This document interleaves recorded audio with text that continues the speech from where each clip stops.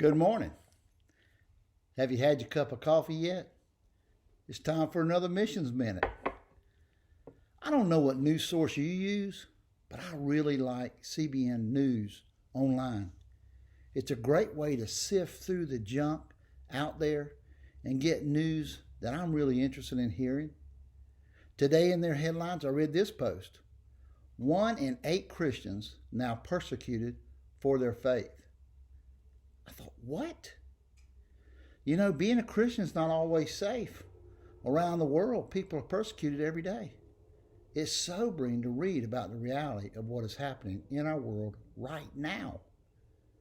Open Doors USA is another great resource to stay on top of what's happening. They say that the level of Christian persecution is at a record high around the world. This week, they announced the 2021 World Watch List. The report ranks the top 50 countries where it is the most dangerous to be a follower of Christ. A shocking number this year is that 340 million Christians suffer high levels of persecution and discrimination. 340 million. Some of the countries on the watch list probably will not surprise you. Number 1 on the World Watch List is North Korea. I bet you're not surprised. Over the next months, we're going to be talking about many of these countries. Today, we're going to talk about Nigeria. It sits at number 12. Here's a recent headline. 2,400 Nigerian Christians were hacked to death in 2020. Members of the Islamic extremist group Boko Haram reportedly attacked and killed 11 people in a Christian village in northern Nigeria on Christmas Eve. Christians are the primary target because they're not Muslims. The radicals want to turn them into Muslims by force, and if they refuse, they're going to kill them or turn them into sex slaves.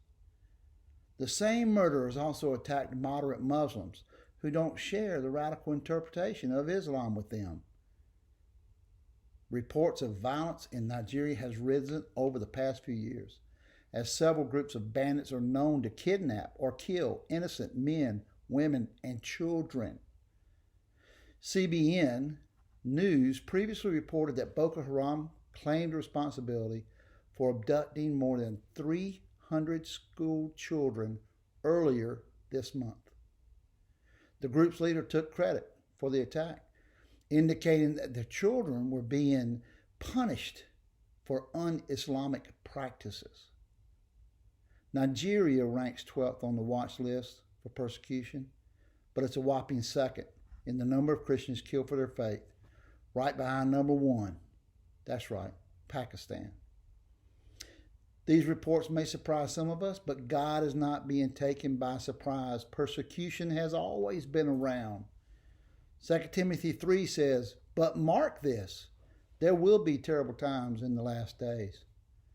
Matthew 24:9 says, "Then you will be handed over to be persecuted and put to death, and you'll be hated by all nations because of me." Many of us have been able to live in a cocoon shelter from all this happening, but with the invention of the internet and the ease of communication, the world has gotten a lot smaller and we're getting a front row seat. But are we helpless spectators on the sidelines of all this? No, not at all. There is a hurting world out there in desperate need of the hope that only comes from Jesus Christ. And there are very brave believers that I know personally, and you probably know personally, in these dangerous places, who are dedicated to intentionally working to lead others to Christ. Praise God for them.